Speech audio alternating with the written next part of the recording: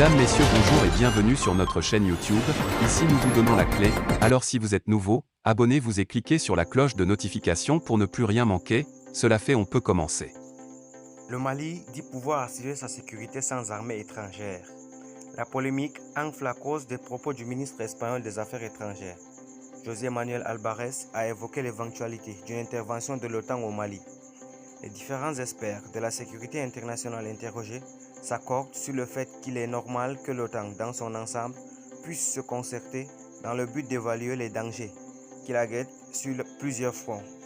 La situation dans le Sahel est revenue plusieurs fois dans les discussions pendant le sommet de l'OTAN qui s'est achevé ce jeudi 30 juin à Madrid.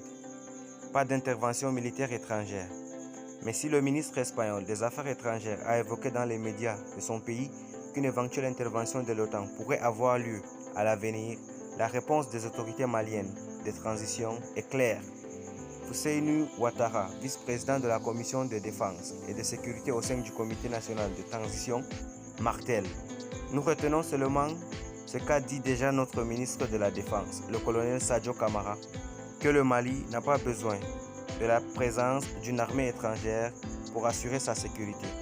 La migration irrégulière était également l'une des préoccupations des pays membres de l'OTAN en sommet. Selon les chiffres de la Commission européenne, jusqu'à avril dernier, plus de 340 000 migrants en situation irrégulière sont arrivés en Espagne et plus de 240 000 en Italie. Des corps des migrants récupérés gisant dans des sacs dans la zone située entre la ville de Koufra et la frontière tchadienne avec la Libye le 28 juin 2022. Mais une autre raison explique aussi l'inquiétude de l'OTAN, nous dit Sidi Lamine Bagayoko, professeur d'anthropologie à l'université de Bamako. Faisons attention, il ne faut pas que le Sahel, le Sahara, tombe aux mains des djihadistes, sinon l'Europe sera attaquée. Même si nous sommes concentrés sur le conflit qui oppose la Russie à l'Ukraine, nous avons un œil sur ce qui se passe au Sahel. Le Mali et la Libye, deux contextes différents.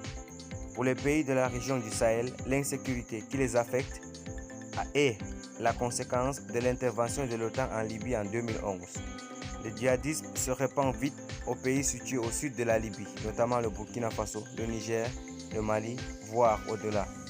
Mais selon Federico Santopinto, chercheur au sein du groupe de chercheurs et d'information sur la paix et la sécurité, GRIP, basé à Bruxelles, le contexte dans lequel l'OTAN est intervenu en Libye est loin d'être comparable à la situation au Mali. Cela me paraît très difficile. La Libye était une exception. Il y avait une guerre civile, il y avait une situation bien particulière. Et il faut dire que l'intervention en Libye n'a pas été un succès, vu la suite que cela a donné. Bien que le Mali soit profondément instable, c'est un pays qui a un gouvernement. Jusque-là, l'OTAN ne s'est pas officiellement prononcé sur les propos de José Manuel Alvarez, le chef de la diplomatie espagnole. Merci pour votre aimable attention. Si vous êtes nouveau, n'oubliez pas de cliquer sur la cloche de notification et de vous abonner à la chaîne. Merci et à très bientôt pour une nouvelle vidéo.